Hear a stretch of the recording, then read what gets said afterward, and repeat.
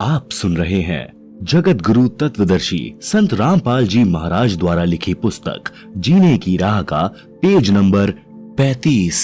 राजा ने आज्ञा का पालन किया। जेल में सेठ जी को 20 दिन बंद हुए हो गए। निर्बल हो गया।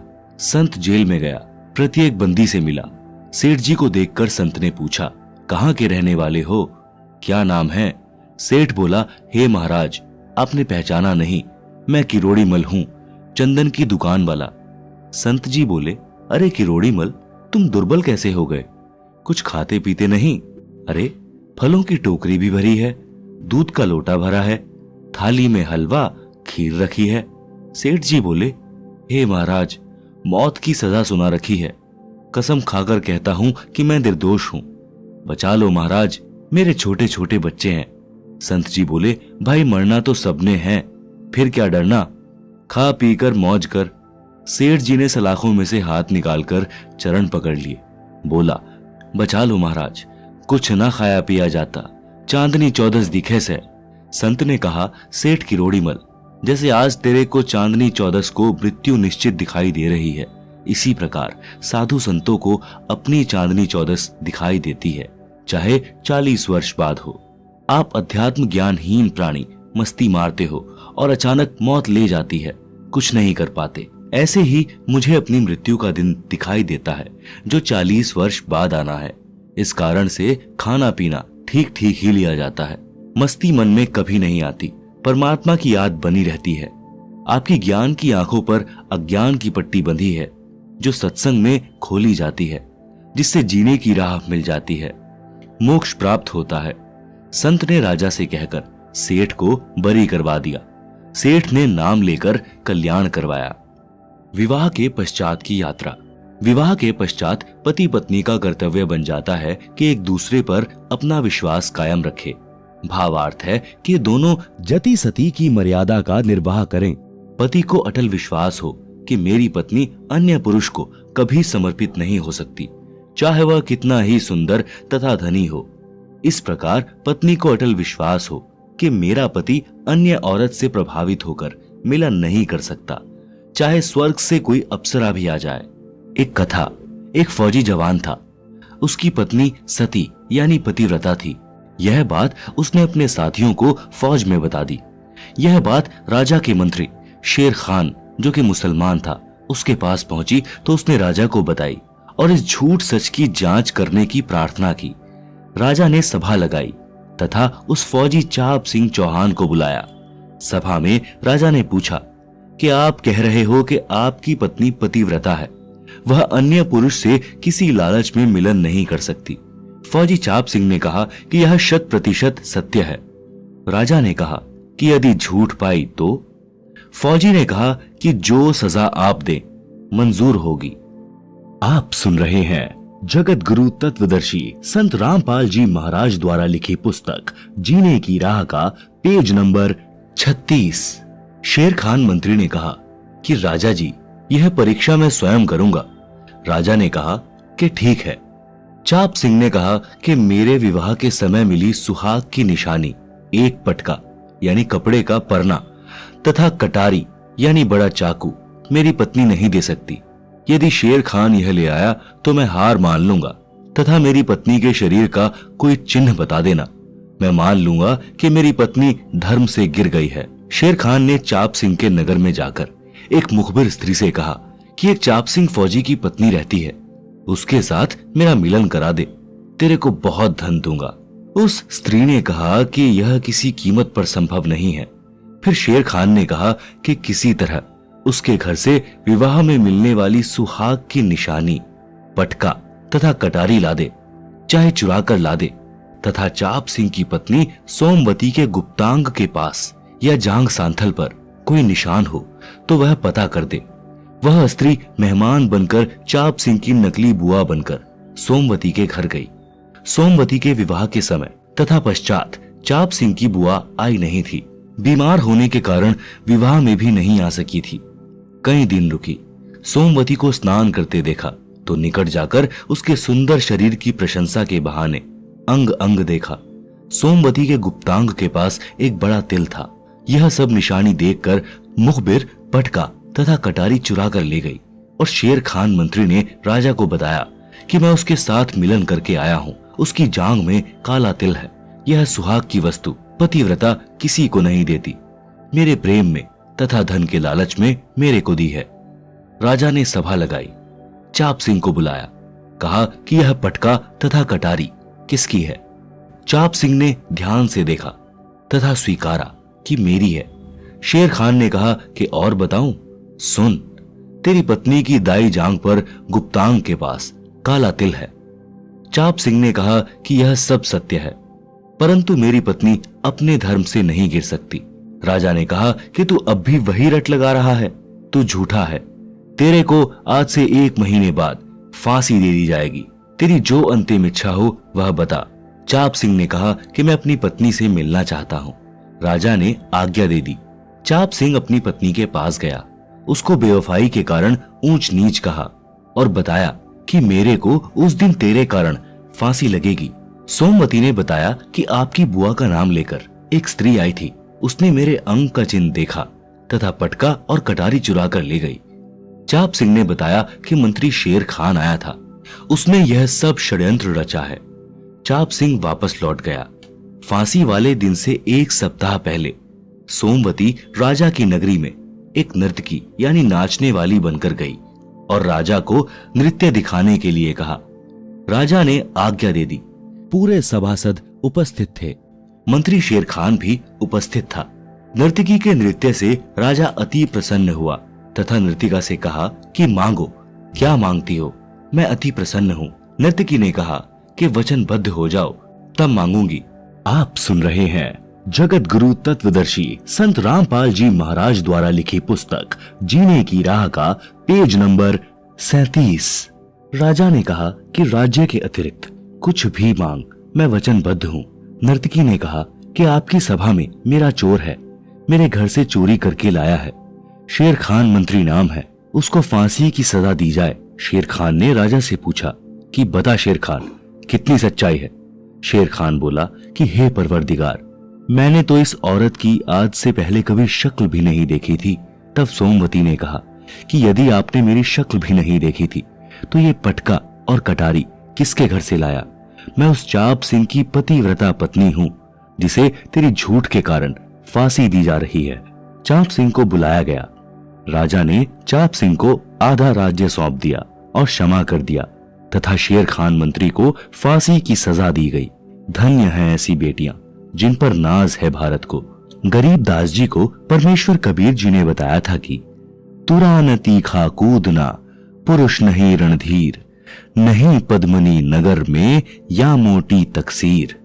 भावार्थ, कबीर जी ने बताया है कि गरीब दास जिस नगर व देश में तुरा यानी घोड़ा तेज दौड़ने व ऊंचा कूदने वाला नहीं है और नागरिक रणधीर यानी शूरवीर नहीं है, और जिस देश व नगर में पद्मिनी यानी पतिव्रता स्त्री नहीं है, तो यह मोटी तकसीर यानी बहुत बड़ी गलती है यानी कमी है। इस प्रकार का चरित्रवान स्त्री पुरुष दोनों का होना अनिवार्य है। विवाह के पश्चात ससुराल में कुछ लड़कियां सर्व श्रृंगार करती हैं, सज धज कर गलियों से गुजरती हैं, अजीबो गरीब हरकत करती हैं, असहज लगने वाले भड़कीले चमकीले वस्त्र पहनकर बाजार या खेतों में या पानी लेने नल या कुएं पर जाती हैं। उनका उद्देश्य क्या होता है? स्पष्ट है कि अपने पति के अतिरिक्त अन्य पुरुषों को अपनी ओर आकर्षित करना, अपनी सुंदरता तथा वैभव का प्रदर्शन करना, जो एक अच्छी बहू बेटी के लक्षण नहीं है। यदि कहें कि पति को प्रसन्न करने के लिए ऐसा करती है तो वे घर तक ही सीमित रहती तो अच्छा होता, परंतु ऐसे लक्षण मन में दोष के प्रतीक होते हैं। साधारण वस्त्र पहनने चाहिए, चाहे महंगे हों चाहे सस्ते। बहन बेटी बहू की नजर सामने 12 फुट तक रहनी चाहिए। चलते बैठते उठते समय ध्यान रखें कि कोई ऐसी गतिविधि न हो जाए जो किसी के लिए उत्प्रेरक हो। स्त्री का गलत अदा यानी गतिविधि से लफंडर लोगों का हौसला बढ़ता है, वे परेशान करते हैं। महिला का हंस हंस कर बातें करना उत्प्रेरक तथा असभ्य होता है, जो सामाजिक बुराई है। जैसे बहन बेटी बहू यानी युवती अपने परिजनों के साथ रहती है, ऐसा ही आचरण घर के बाहर होना चाहिए। उसकी प्रशंसा सभ्य समाज किया करता है। अन्य युवाओं को उसका उदाहरण बताते हैं। यदि पेट्रोल को चिंगारी नहीं मिलेगी तो वह विस्फोटक नहीं होता। आप सुन रहे हैं जगत गुरु तत्वदर्शी संत रामपाल जी महाराज द्वारा लिखी पुस्तक जीने की राह का पेज नंबर 38। इसके विपरीत उपरोक्त गतिविधि करना समाज में आग लगाना है। यह बात युवतियों तथा युवाओं दोनों पर लागू होती है। जवानी बारूद की तरह होती है। यदि कोई चिंगारी लग जाए तो सर्वनाश हो जाता है। यदि चिंगारी नहीं लगे तो वर्षों सुरक्षित रहती है। प्रत्येक पुरुष चाहता है कि मेरी बेटी, बहन, बहू अच्छे चरित्र वाली हो। गांव नगर में कोई यह न कहे कि उनका खानदान ऐसा वैसा है।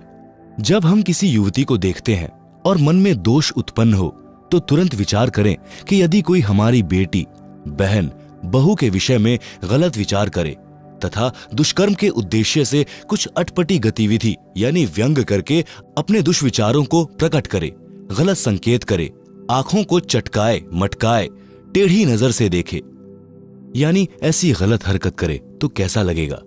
उत्तर स्पष्ट है कि टांगे तोड़ देंगे। जो निर्बल हैं वो एकांत में बैठकर रोएंगे। उस समय विचार करें कि जैसा दर्द अपने होवे ऐसा जान बिराने, जो अपने सो और के एक है पीड़ पिछाने। कबीर जी कहते हैं, पर नारी को देखिए बहन बेटी के भाव, कह कबीर काम नाश का यही सहज उपाय। समाधान। परमेश्वर कबीर जी ने बताया है कि यौन उत्पीड़न के प्रेरक फिल्में जिनमें नकली बनावटी कहानियां तथा अदाएं दिखाई जाती हैं, जिनको देखकर जवान बच्चे उसी की नकल करके बेशर्म होने लगते हैं। जैसी गतिविधि फिल्म में दिखाई जाती है वैसी गतिविधि न घर में, न गली में, न सभ्य समाज में की जा सकती है। तो उनको देखने का उद्देश्य क्या रह जाता है? कुछ नहीं, केवल बहाना है मनोरंजन। वही मनोरंजन समाज नाश का मूल कारण है। मेरे यानी लेखक के अनुयायी बिल्कुल भी फिल्म नहीं देखते। अश्लील रागनी, फिल्मी गाने, सांग यानी स्वांग तथा अश्लील चर्चा जो निकम्मे युवा करते हैं, उनकी संगत में अच्छे युवा भी प्रेरित होकर बकवाद करने लग जाते हैं। कबीर परमेश्वर जी ने कहा है कि कथा करो करतार की, सुनो कथा करतार, काम कथा सुनो नहीं, कह कबीर विचार। भावार्थ। कबीर परमेश्वर जी ने समझाया है कि या तो परमात्मा की महिमा का गुणगान यानी कथा करो, या कहीं परमात्मा की चर्चा यानी कथा हो रही हो तो वह सुनो। काम यानी अश्लील चर्चा कभी न सुनना। कबीर जी ने यह विचार यानी मत बताया है। विशेष मंथन। काम प्रक्रिया को विशेष विवेक के साथ समझें। पति पत्नी मिलन को समाज मान्यता देता है कि आप दोनों परस्पर संतान उत्पन्न करो। सबके माता पिता ने संतानोत्पत्ति की प्रक्रिया की, जिसे संभोग कहते हैं, किया, जिससे अपना तथा अपने भाई बहनों का जन्म हुआ। तो विचार करें कि यह क्रिया कितनी पवित्र तथा अच्छी है, जिससे अपने को अनमोल मानव शरीर मिला है। कोई डॉक्टर बना, कोई सैनिक, कोई मंत्री तो कोई इंजीनियर बना है, कोई किसान बना है जिसने सबको अन्न दिया, कोई मजदूर बना जिसने आपके महल खड़े किए, कोई कारीगर बना। मानव शरीर में हम भक्ति, दान, धर्म के कर्म करके अपने जीव का कल्याण करा सकते हैं। संभोग क्रिया यह है। इसको कितना ही बकवाद करके, रागनी गाकर, फिल्मी गाने गा सुनाकर मलिन वासना रूप दें, बात इतनी ही है। यह पर्दे में करना सभ्यता है। पशु पक्षी प्रजनन क्रिया करते हैं जो खुले में करते हैं, जो अच्छा सा नहीं लगता। मानव सभ्य प्राणी है, उसको पर्दे में तथा मर्यादा में रहकर सभ्यता को बनाए रखना है। आप सुन रहे हैं जगत गुरु तत्वदर्शी संत रामपाल जी महाराज द्वारा लिखित पुस्तक जीने की राह का पेज नंबर 39। उपरोक्त विचार पढ़कर आप में किसी भी बहन, बेटी, बहू की ओर देखकर अश्लील विचार उत्पन्न नहीं हो सकते। यही क्रिया दादा दादी ने की, जिससे अपने पिताजी का जन्म हुआ। नाना नानी ने की, जिससे माताजी का जन्म हुआ। जिन माता पिता ने अपने को उत्पन्न किया, पाला पोसा, कितने अच्छे हैं अपने माता पिता, जिनकी उत्पत्ति भी काम क्रिया से हुई। तो यह क्या अश्लील है? इसको खानाबदोश लोग अश्लीलता से पेश कर, अश्लील रंग देकर समाज में आग लगाते हैं। देश के संविधान में प्रावधान है कि यदि कोई पुरुष किसी स्त्री से छेड़छाड़ करता है तो उसे 3 वर्ष की सजा दी जाती है। यदि किसी स्त्री से रेप करता है तो 10 वर्ष की सजा होती है। कानून का ज्ञान होने से इंसान बुराई दुराचार से डरता है। कानून का ज्ञान होना आवश्यक भी है। इस तरह के पाप काल ब्रह्म करवाता है। काल कौन है जाने सृष्टि रचना में इसी पुस्तक के पृष्ठ 254 पर। फिल्म नहीं देखनी है। फिल्म बनावटी कहानी होती है जिसे देखते समय हम भूल जाते हैं कि जो इसके पात्र हैं वे रोजी रोटी के लिए धंधा चला रहे हैं। करोड़ों रुपए एक फिल्म में काम करने के लेते हैं। भोले युवक विवेक खोकर उनके फैन यानी प्रशंसक बन जाते हैं। वे अपना धंधा चला रहे हैं। आप मूर्ख बनकर सिनेमा देखने में धन व्यर्थ करते हैं। जिस हीरो हीरोइन के आप फैन बने हैं, आप उनके घर जाकर देखें। वे आपको पानी भी नहीं पिलाएंगे। चाय खाना तो दूर की कौड़ी है। विचार करें कि मैं लड्डू खा रहा हूं और आप देख रहे हो। आप कह रहे हो कि वाह, लड्डू बड़े स्टाइल से खा रहा है। आपको क्या मिला? यही दशा फिल्मी एक्टरों तथा दर्शकों की है। हमने अपनी सोच बदलनी है। जैसे हम अश्लील मूर्तियां देखते हैं तो अश्लीलता उत्पन्न होती है, क्योंकि उस उत्तेजक मूर्ति ने अंदर चिंगारी लगा दी, पेट्रोल सुलगने लगा। ऐसी तस्वीरों को तिलांजलि दे दें। जैसे हम देशभक्तों की जीवनी पढ़ते हैं और मूर्ति देखते हैं तो हमारे अंदर देशभक्ति की प्रेरणा होती है। ऐसी तस्वीर घर में हो तो कोई हानि नहीं। आप सुन रहे हैं जगत गुरु तत्वदर्शी संत रामपाल जी महाराज द्वारा लिखित पुस्तक जीने की राह का पेज नंबर 40। यदि हम साधु संत, फकीरों तथा अच्छे चरित्रवान नागरिकों की जीवनी पढ़ते सुनते हैं तो सर्वदोष शांत होकर हम अच्छे नागरिक बनने का विचार करते हैं। इसलिए हमें संत तथा सत्संग की अति आवश्यकता है। जहां अच्छे विचार बताए जाते हैं, हम अपनी छोटी सी बेटी को स्नान कराते हैं, वस्त्र पहनाते हैं। इस प्रकार सब करते हैं। वही बेटी विवाह के पश्चात ससुराल जाती है। अन्य की बेटी हमारे घर पर बहू बनकर आती है। अब नया क्या हो गया? यह शुद्ध विचार से विचारने की बात है। इस प्रकार विवेक करने से खानाबदोश विचार नष्ट हो जाते हैं। साधु भाव उत्पन्न हो जाता है। समाचार पत्रों में भी इतनी अश्लील तस्वीरें छपती हैं जो युवाओं को असामान्य कर देती हैं। कुछ कच्छे की प्रसिद्धि में लड़कियां केवल अंडरवेयर तथा चोली यानी ब्रेजियर पहनती हैं, जो गलत है।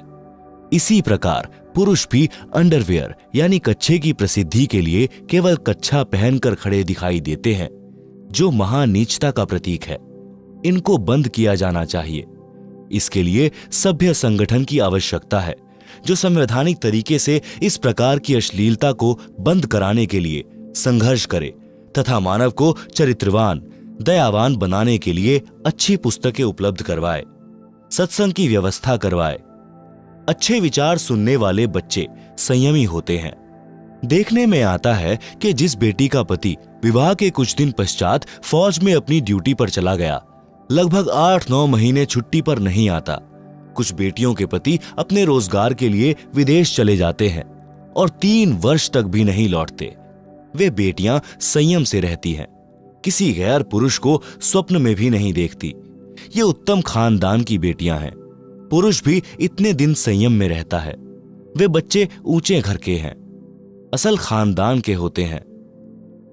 जो भड़वे होते हैं वे ताक झांक करते रहते हैं।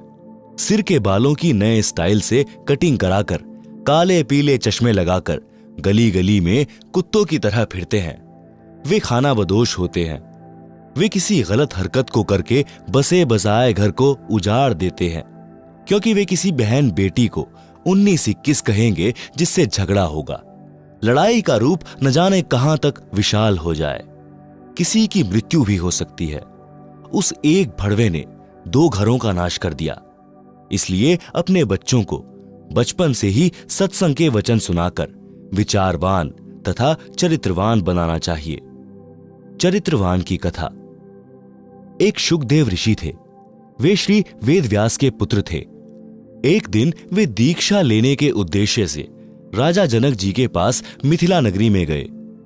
राजा जनक ने कहा कि शुकदेव कल सुबह नाम दूंगा। उनके ठहरने की व्यवस्था अलग भवन में कर दी। एक सुंदर युवती को ऋषि जी की सेवा में परीक्षा लेने के उद्देश्य से भेजा। युवती शुकदेव जी के पलंग पर पैरों की ओर बैठ गई। ऋषि जी ने पैर सिकोड़कर और मोड़ लिए।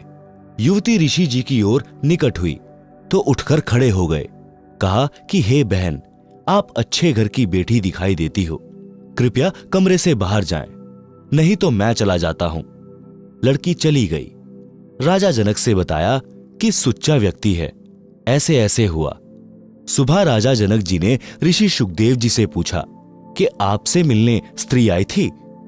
आपने उसे अंगीकार न करके अच्छे संयम का प्रदर्शन किया है। आप संयमी व्यक्ति हैं।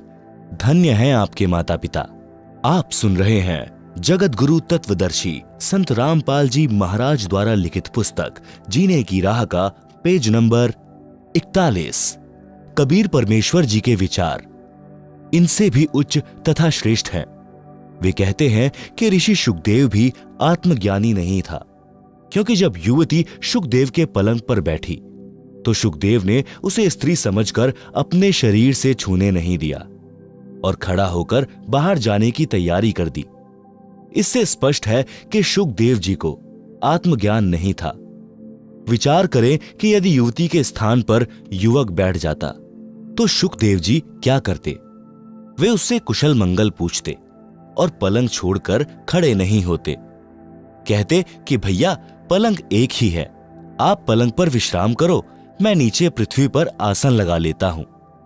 यदि युवक सभ्य होता तो कहता कि नहीं ऋषि जी, आप पलंग पर विराजो, मैं पृथ्वी पर विश्राम करूंगा। परंतु युवती होने के कारण ऋषि शुकदेव को काम दोष के कारण भय लगा। कबीर परमेश्वर जी ने बताया है कि स्त्री तथा पुरुष आत्मा के ऊपर दो वस्त्र हैं। जैसे गीता अध्याय 2 श्लोक 22 में कहा कि अर्जुन, जीव शरीर त्याग कर नया शरीर धारण कर लेता है, इसे मृत्यु कहते हैं। यह तो ऐसा है जैसे मनुष्य पुराने वस्त्र त्याग कर नए पहन लेता है। इसलिए आत्म तत्व को जान। उदाहरण, एक गांव में सांग यानी स्वांग मंडली आई। कई दिन सांग क्या, पुराने जमाने में सांग के नाटक में पुरुष ही स्त्री का अभिनय किया करते थे। एक लड़का अपने साथी के साथ पहली बार सांग देखने गया। सांग में एक लड़के को लड़की के वस्त्र पहना रखे थे। छाती भी युवा लड़की की तरह बना रखी थी। प्रथम बार गए लड़के ने अपने साथी यानी जो कई बार सांग देख चुका था उससे कहा कि देख कितनी सुंदर लड़की है। साथी बोला, ये लड़की नहीं लड़का है। परंतु प्रथम बार गया लड़का मानने को तैयार नहीं। उसको अपने मित्र की बातों पर विश्वास नहीं हो रहा था। सांग के समाप्त होने के पश्चात सांगी अपने उस स्थान पर गए जहां ठहरे हुए थे। दोनों लड़के भी उनके साथ वहीं गए। उस लड़के ने, जो लड़की का स्वांग बनाए हुए था, अपने स्त्री वाले वस्त्र उतार कर खूंटी पर टांग दिए। छाती से बनावटी दूधी उतार कर बैग में डाल दी। कच्छे कच्छे में स्नान करने चला गया। यह देखकर नए दर्शक को विश्वास हुआ कि वास्तव में यह लड़का है।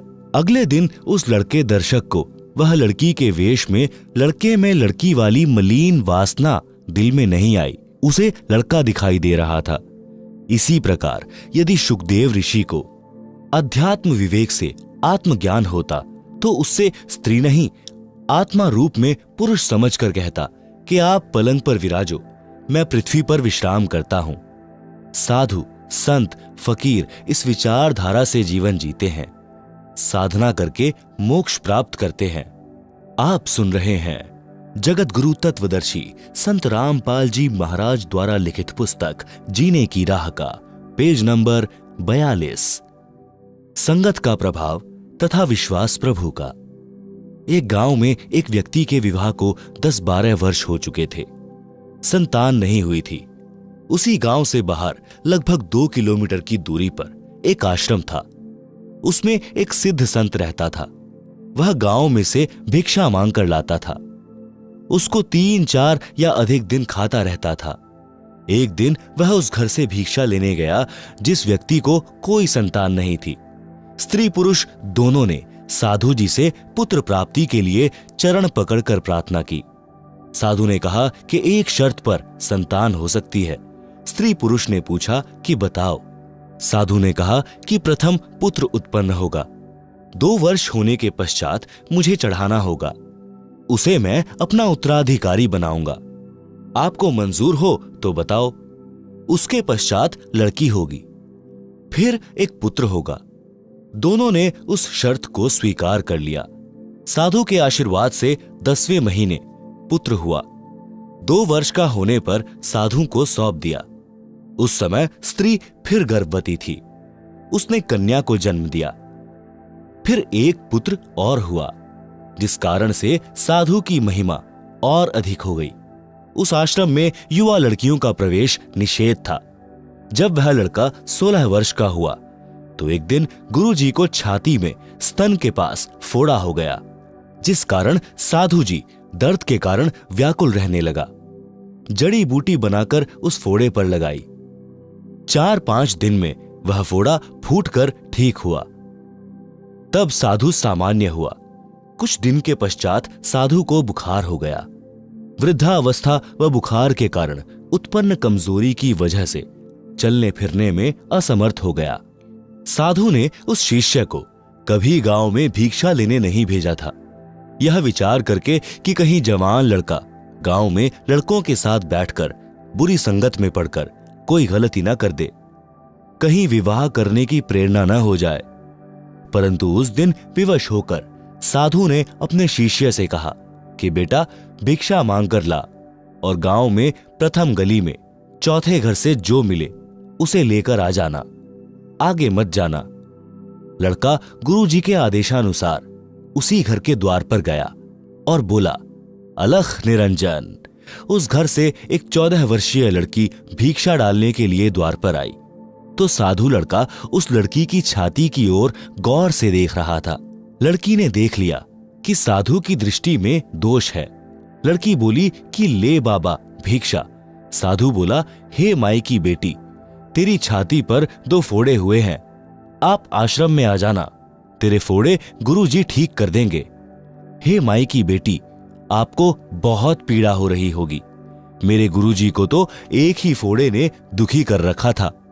यह बात लड़के साधु से सुनकर लड़की का अंदाजा और दृढ़ हो गया कि यह साधु नेक नहीं है। लड़की ऊंची ऊंची आवाज में बोलने लगी कि अपनी मां बहन के फोड़े ठीक करा ले, बदतमीज, तेरे को जूती मारूंगी। यह कहकर लड़की ने पैर की जूती निकाल ली और बोली, चला जा यहां से, फिर कभी मत आना। शोर सुनकर लड़की की माता भी द्वार पर आई और पूछा कि बेटी क्या बात है। लड़की ने उस साधु की करतूत माता को बताई। माता ने पूछा कि बाबा जी कहां से आए हो। लड़के साधु ने बताया कि इस आश्रम से आया हूं, मेरे गुरुजी बीमार हो गए हैं, चलने फिरने में असमर्थ हैं, इसलिए पहली बार मुझे भिक्षा लाने भेजा है। मैं उनका शिष्य हूं। मैंने तो इस बहन से पूछा था कि तेरी छाती पर 2 फोड़े हैं, बहुत दुखी हो रही होगी। मेरे गुरुजी को तो एक ही फोड़ा हुआ था, दिन रात दर्द से व्याकुल रहते थे। वे औषधि जानते हैं, आप गुरुजी के पास जाकर फोड़े ठीक करा लो। वह साधु लड़का उसी स्त्री का बेटा था जो साधु को चढ़ा रखा था। वह लड़की उस साधु बाबा की छोटी बहन थी। माता ने बताया कि यह तेरा भाई है जो हमने साधु को चढ़ा रखा है।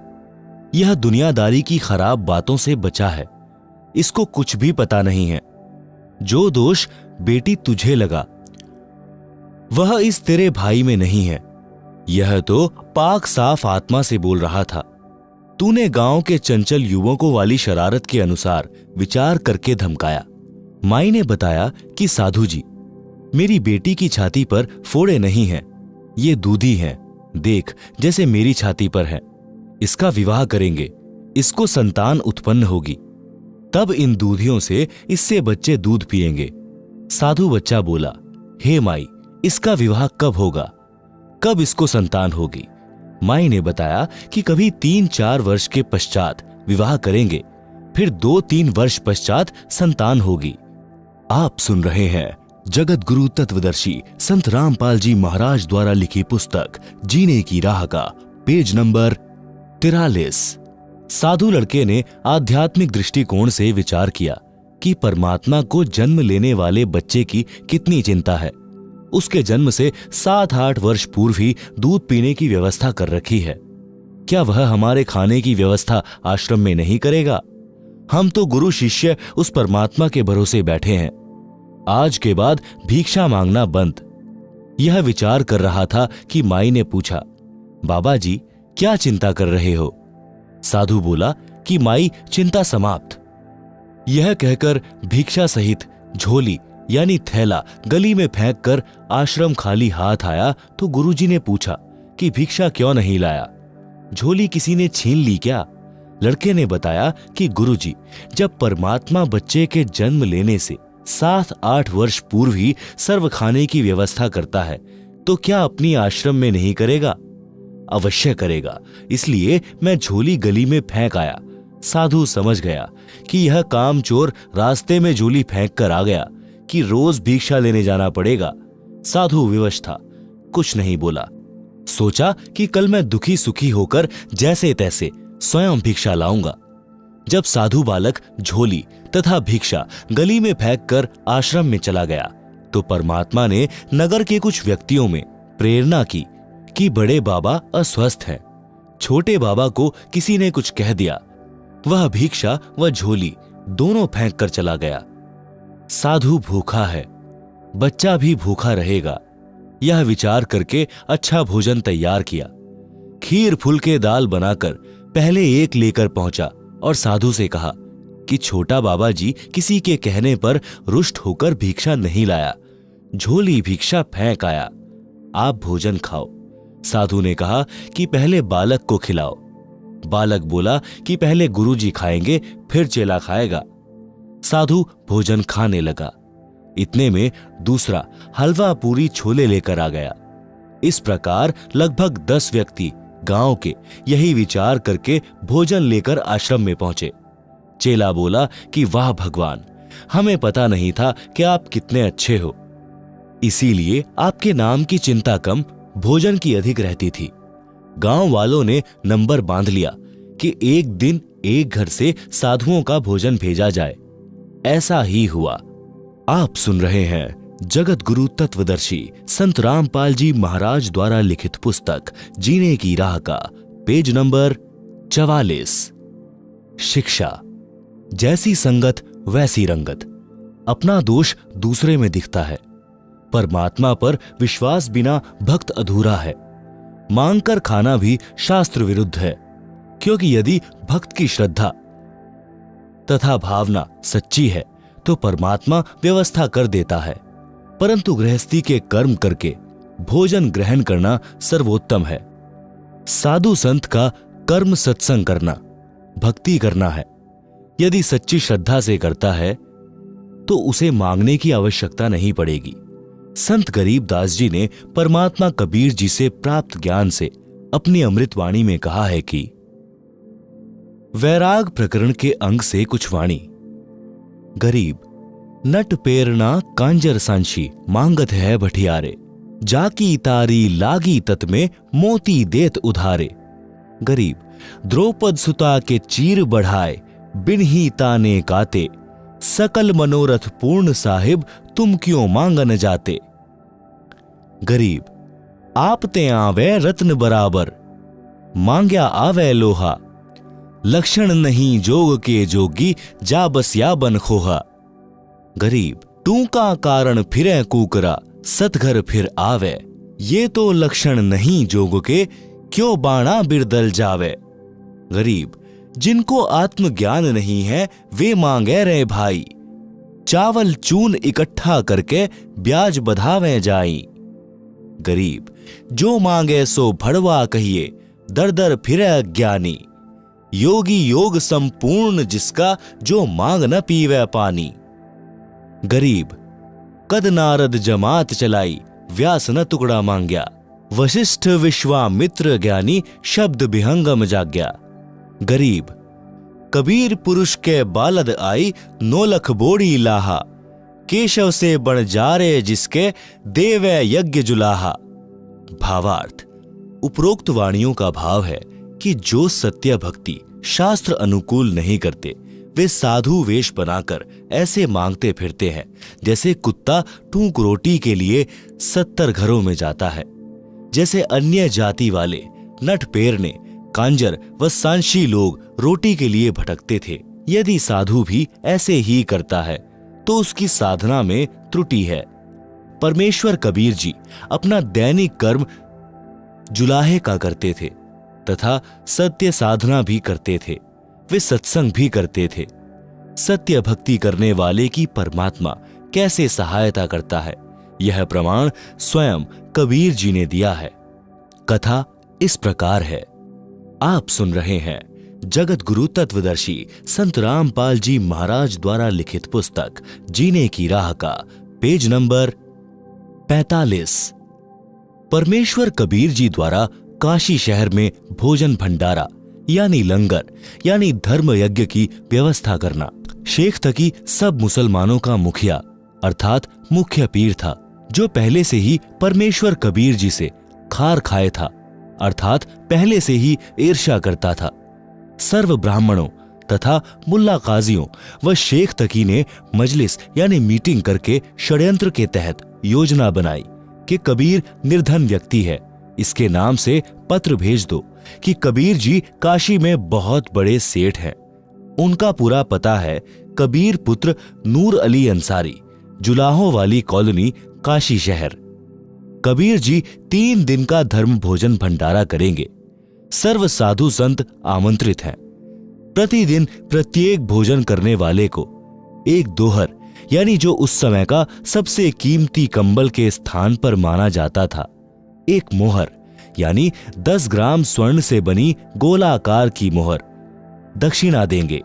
प्रतिदिन जो जितनी बार भी भोजन करेगा, कबीर उसको उतनी बार ही दोहर तथा मोहर दान करेगा। भोजन में लड्डू, जलेबी, हलवा, खीर, दही बड़े, मालपूड़े, रसगुल्ले आदि आदि सब मिष्ठान खाने को मिलेंगे।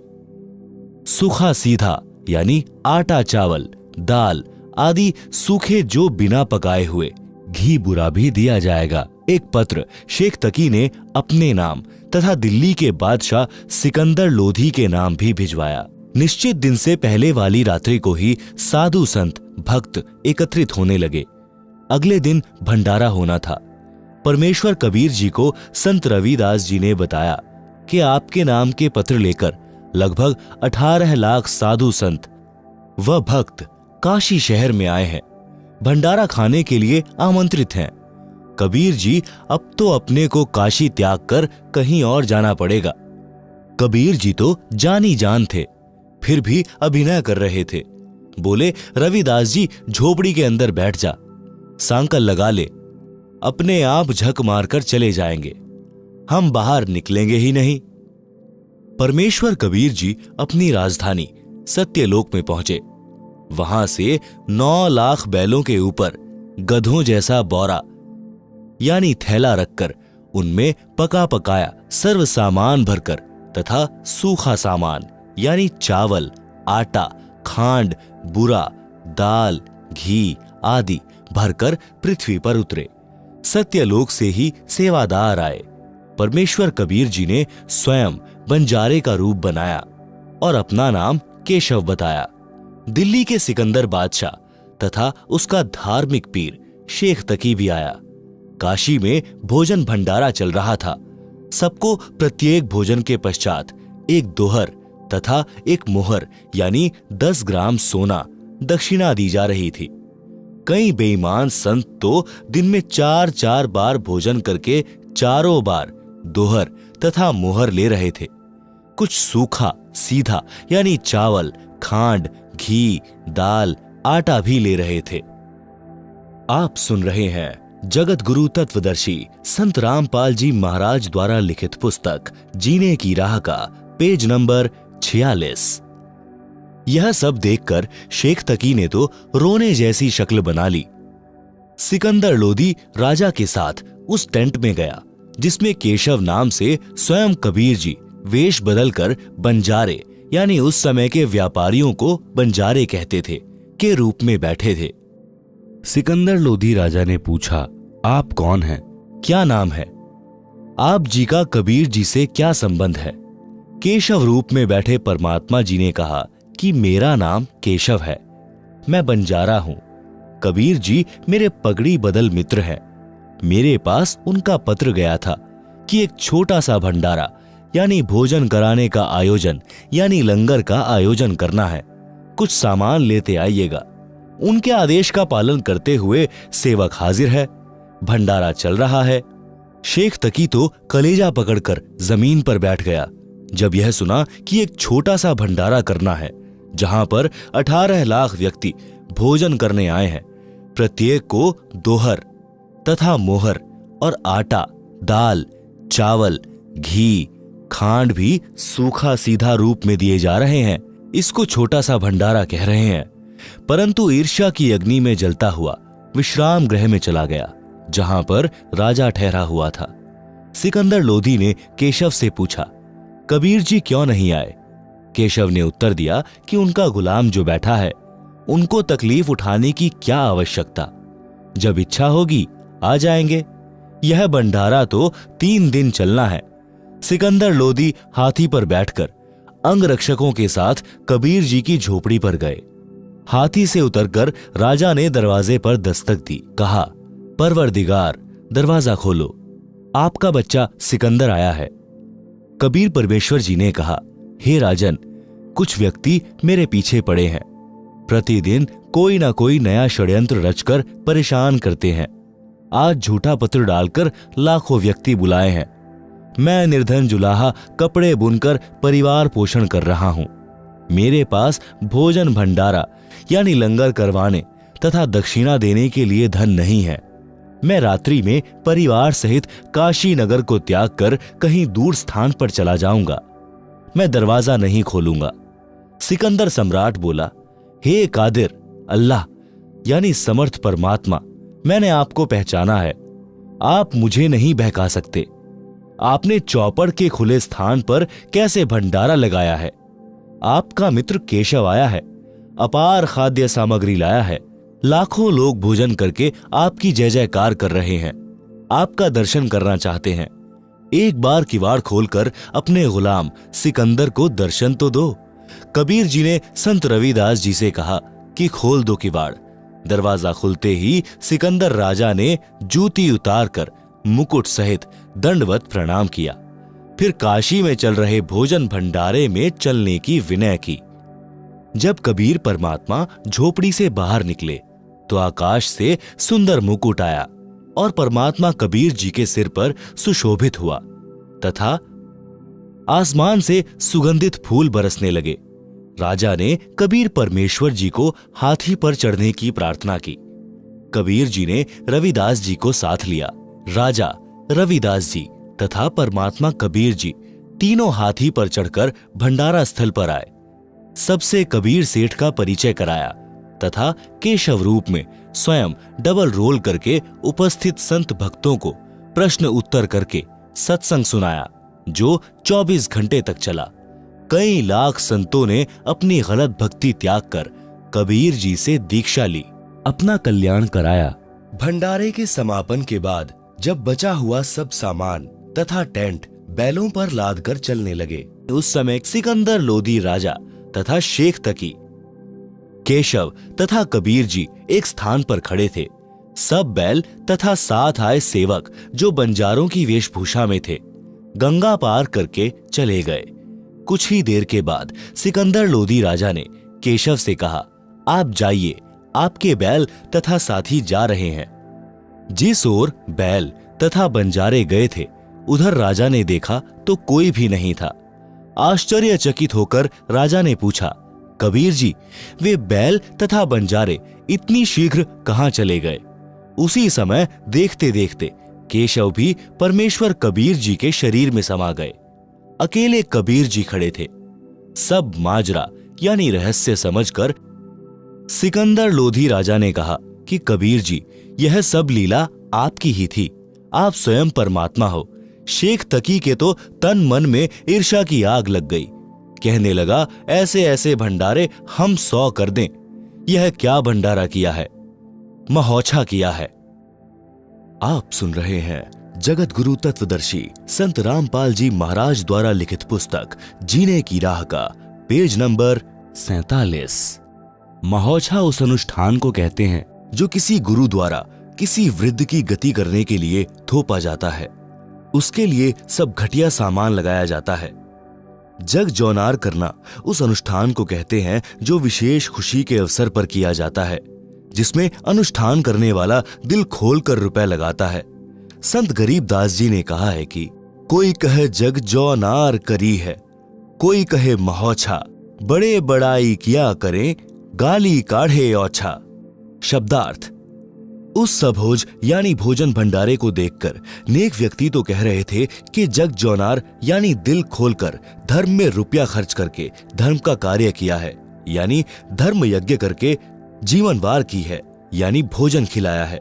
जो अहंकारी दुष्ट व्यक्ति थे वे कह रहे थे कि महोछा किया है, यानी मन मार कर कम खर्च करके भंडारा किया है। सारांश, कबीर जी ने भक्तों को उदाहरण दिया है कि यदि आप मेरी तरह सच्चे मन से भक्ति करोगे तथा ईमानदारी से निर्वाह करोगे तो परमात्मा आपकी ऐसे सहायता करता है। भक्त ही वास्तव में सेठ अर्थात धनवंता है। भक्त के पास दोनों धन हैं। संसार में जो चाहिए वह भी धन भक्त के पास होता है तथा सत्य साधना रूपी धन भी भक्त के पास होता है। आप सुन रहे हैं जगत गुरु तत्वदर्शी संत रामपाल जी महाराज द्वारा लिखित पुस्तक जीने की राह का पेज नंबर 48। एक अन्य करिश्मा जो उस भंडारे में हुआ वह जीवनवार यानी लंगर 3 दिन तक चला था। दिन में प्रत्येक व्यक्ति कम से कम 2 बार भोजन खाता था। कुछ तो 3-4 बार भी खाते थे, क्योंकि प्रत्येक भोजन के पश्चात दक्षिणा में एक मोहर यानी 10 ग्राम सोना और एक दोहर यानी कीमती सूती शॉल दिया जा रहा था। इस लालच में बार बार भोजन खाते थे। 3 दिन तक 18 लाख व्यक्ति शौच तथा पेशाब करके काशी के चारों ओर ढेर लगा देते, काशी को सड़ा देते। काशी निवासियों तथा उन 18 लाख अतिथियों तथा 1 लाख सेवादार जो सतलोक से आए थे, उस गंध का ढेर लग जाता। श्वास लेना दूभर हो जाता, परंतु ऐसा महसूस ही नहीं हुआ। सब दिन में 2-3 बार भोजन खा रहे थे, परंतु शौच 1 बार भी नहीं जा रहे थे, न पेशाब कर रहे थे। इतना स्वादिष्ट भोजन था कि पेट भर भर कर खा रहे थे, पहले से दुगना भोजन खा रहे थे।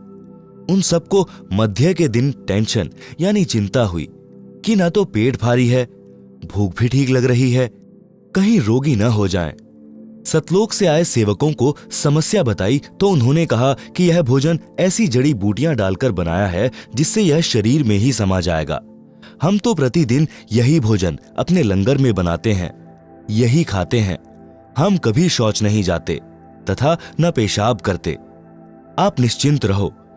फिर भी विचार कर रहे थे कि खाना खाया है, परंतु कुछ तो मल निकलना चाहिए। उनको लैट्रीन जाने का दबाव हुआ। सब शहर से बाहर चल पड़े। टट्टी के लिए एकांत स्थान खोजकर बैठे तो गुदा से वायु निकली। पेट हल्का हो गया तथा वायु से सुगंध निकली जैसे केवड़े का पानी छिड़का हो। यह सब देखकर सबको सेवादारों की बात पर विश्वास हुआ। तब उनका भय समाप्त हुआ, परंतु फिर भी सबकी आंखों पर अज्ञान की पट्टी बंधी थी। परमेश्वर कबीर जी को परमेश्वर नहीं स्वीकारा। पुराणों में भी प्रकरण आता है कि अयोध्या के राजा ऋषभ देव जी राज त्याग कर जंगलों में साधना करते थे। उनका भोजन स्वर्ग से आता था। उनके मल यानी पाखाने से सुगंध निकलती थी। आसपास के क्षेत्र के व्यक्ति इसको देखकर आश्चर्यचकित होते थे। इसी तरह सतलोक का आहार करने से केवल सुगंध निकलती है, मल नहीं। स्वर्ग तो सतलोक की नकल है, जो नकली यानी डुप्लीकेट है। एक प्रश्न, भक्ति करने के लिए घर त्याग कर जाना या घर पर रहकर भक्ति करना, कौन सा श्रेष्ठ है? उत्तर, शास्त्र विधि अनुसार पूर्ण गुरु से दीक्षा लेकर भक्ति मर्यादा का निर्वाह करते हुए आजीवन साधना करने से मोक्ष होगा। यदि घर त्याग कर वन में चले गए तो भोजन के लिए फिर गांव या शहर में गृहस्थी के द्वार पर आना होगा। गर्मी सर्दी बारिश से बचने के लिए कोई कुटी बनानी पड़ेगी, वस्त्र भी मांगने पड़ेंगे। वह फिर घर बन गया, इसलिए घर पर रहो, सत्य साधना करो, मोक्ष निश्चित है। विवाह हो या ना हो, दोनों ही भक्ति करके मोक्ष प्राप्त कर सकते हैं। कई व्यक्ति कहते हैं कि भक्ति ब्रह्मचारी जीवन में ही हो सकती है। इसका भी उत्तर है कि सत्य साधना शास्त्र अनुसार करके दोनों मोक्ष प्राप्त कर सकते हैं।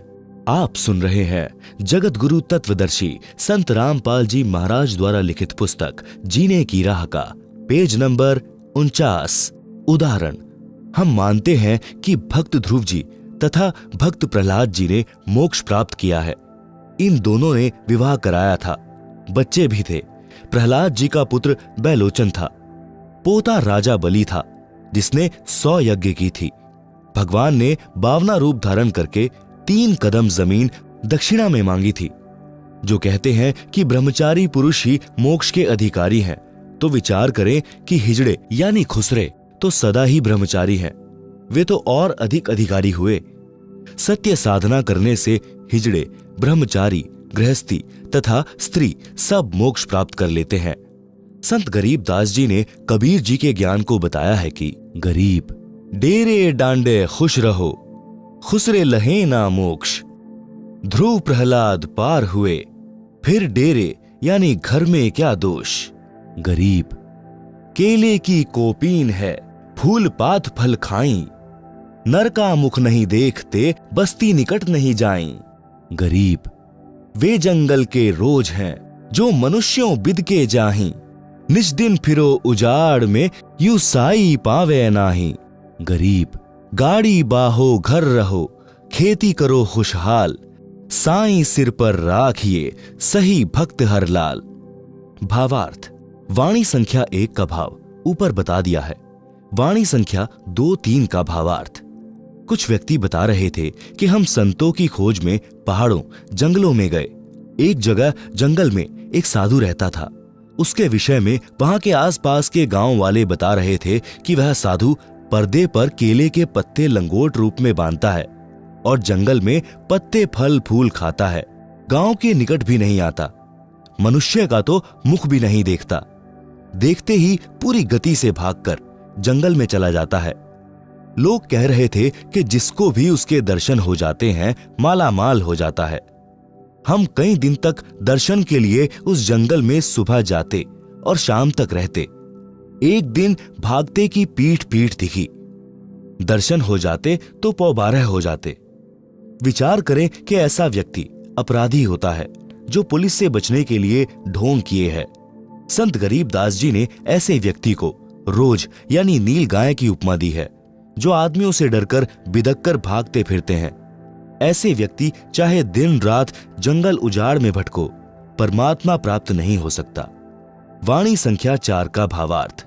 गरीब गाड़ी बाहो घर रहो, खेती करो खुशहाल, साईं सिर पर राखिए, सही भक्त हरलाल। भावार्थ, हरलाल जाट की कथा। गांव बेरी, जिला झज्जर, प्रांत हरियाणा में एक हरलाल नाम का जाट किसान था जो धार्मिक प्रवृत्ति का था। उसका सर्व परिवार धार्मिक विचारों वाला था। भगवा वेश में एक व्यक्ति गांव बेरी की चौपाल में रुका। उसने कुछ दिन सत्संग किया। भक्त हरलाल जी ने उनका परिचय पूछा तो पता चला कि उसके घर पर कोई नहीं है। माता पिता बचपन में चल बसे थे, भक्ति के लिए घर छोड़ा है। भक्त हरलाल जी ने निवेदन किया कि आप हमारे घर पर रहो, हमें संत की सेवा मिलेगी, आपको भक्ति का पूरा समय मिलेगा। भगवा वेशधारी ने हां कर दी। भक्त हरलाल जी के 2 मकान थे। एक में स्त्रियां रहती थी, दूसरा कुछ दूरी पर था जिसमें पशु बांधते थे, तथा पुरुष सदस्य रहते थे जिसे घेर या पौली कहते हैं। इस पौली के ऊपर एक चौबारा था। उसमें उस साधु को रहने के लिए आग्रह किया। पूरा परिवार उसकी सेवा करता, दोनों तीनों समय भोजन कराता। कुछ वर्षों के पश्चात वह संत शरीर त्याग गया। उसका अंतिम संस्कार करके उसकी यादगार अपने खेत में बना दी। आप सुन रहे हैं जगत गुरु तत्वदर्शी संत रामपाल जी महाराज द्वारा लिखित पुस्तक जीने की राह का पेज नंबर 50। श्री हरलाल जाट जी बैलगाड़ी के द्वारा व्यापारियों का सामान एक मंडी से दूसरी मंडी में किराए पर लाता ले जाता था। जैसे वर्तमान में ट्रक या कैंटर आदि से भाड़े पर माल एक मंडी से दूसरी मंडी में लाते ले जाते हैं। सन 1750 के आसपास का समय था जब बैलगाड़ियों द्वारा शक्कर, बूरा, चावल, गेहूं, ज्वार, गुड़, बाजरा, गवार आदि आदि को भाड़े पर ढोते थे। बेली से नजफगढ़ की मंडी का रास्ता गांव छुड़ानी से होकर जाता था। श्री हरलाल जी का एक बैल गोरे रंग का था जो कामचोर था। गाड़ी में चलते चलते कुछ देर बाद बैठ जाता। उसको डंडों से मार पीट करके उठाया जाता। कुछ दूरी पर फिर बैठ जाता। यह सिलसिला चलता रहा। एक दिन गर्मियों के मौसम में सुबह के लगभग 4 बजे श्री हरलाल जी नजफगढ़ की मंडी से गाड़ी भरकर लौट रहा था। गांव छुड़ानी के पास एक कुएं से कुछ दूरी पर वह बैल बैठ गया। हरलाल जी उसको डंडा मारने लगा। उस कुएं पर गांव छुड़ानी के संत गरीबदास जी स्नान कर रहे थे। उन्होंने कहा कि हे हरलाल, मत मार, गऊ का जाया है। संत गरीबदास जी जाट किसान थे। साधारण वेशभूषा जो हरियाणा की थी, धोती कुर्ता पहनते थे। हरलाल जी बोले, भाई, इसने मेरा खून पी रखा है। आधा मील चलता है, बैठ जाता है। संत गरीबदास जी उस बैल के पास गए और उसके कान में कुछ बोला। उसी समय वह गोरा बैल तुरंत खड़ा हो गया। संत गरीबदास जी बोले, अब यह बैल ठीक चलेगा। श्री हरलाल जी को विश्वास नहीं हुआ। गाड़ी लेकर चल पड़ा। वह गोरा बैल दूसरे बैल से भी तेज गति से चलने लगा। छुड़ानी गांव से बेरी तक बैठा भी नहीं तो श्री हरलाल जी के आश्चर्य तथा खुशी का ठिकाना नहीं रहा। उसने घर पर अपने परिवार वालों से बताया तो उनको भी यकीन नहीं हो रहा था। उसके पश्चात हरलाल जाट गांव छुड़ानी में गया। उससे गलती यह लगी थी कि उसने उस स्नान करने वाले का नाम नहीं पूछा था। उल्टे पांव गांव छुड़ानी को चल पड़ा। विचार किया था कि शायद प्रतिदिन उसी समय स्नान करने आता होगा। इसलिए सुबह 4 बजे उसी कुएं पर पहुंचा तो संत गरीबदास जी ने पूछा कि हे हरलाल भाई, उस बैल के बारे में जानने आए हो क्या? हरलाल जी ने कहा कि आपसे कुछ नहीं छुपा है। मैं आपसे यही जानने आया हूं कि आपने क्या जादू कर दिया। वह बैल तो दूसरे से भी तेज चलता है। संत गरीबदास जी ने पूछा कि यह बता, आपके चौबारे में एक साधु रहता था, उसका क्या हाल है? मैं एक दिन उससे मिलकर आया था। उस दिन आप गाड़ी लेकर कहीं गए हुए थे। हरलाल जी ने बताया कि वह तो 4 वर्ष पहले चोला त्याग गया। उसकी यादगार यानी मेंढी भी बना रखी है। संत गरीबदास जी ने कहा कि यह गोरा बैल वही पाखंडी बाबा है। मैंने उससे ज्ञान चर्चा की थी। उसको समझाया था कि आपकी भक्ति गलत है। आप भक्ति भी नहीं करते हो, खाते हो और सो जाते हो। परमात्मा के दरबार में जब लेखा होगा तब आपको पता चलेगा। जो खा रहे हो यह देना पड़ेगा।